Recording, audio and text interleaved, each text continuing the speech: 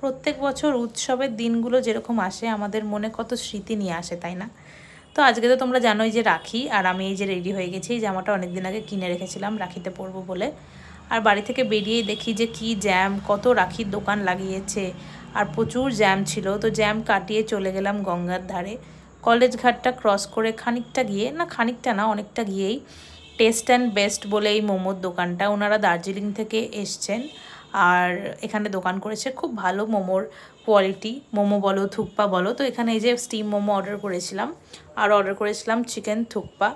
70 টাকা দাম নেয়, আর এতটা দেয় মানে দুজন তো আমরা খেতেই পারি না, নষ্ট হয়। তো যাই হোক বাকিটা পার্সেল করে নিয়ে চলে এসেছিলাম। তো তারপর এই যে আমার নিজের তো কোনো দাদা ভাই নেই, তো আমার আশেপাশে প্রত্যেক বছর যারা আমি যাদেরকে নিজের দাদা বা ভাই মনে করি তাদেরকে আমি প্রত্যেক বছর রাখি পরাই। তো এইখানে সবাইকে রাখি পরাচ্ছিলাম।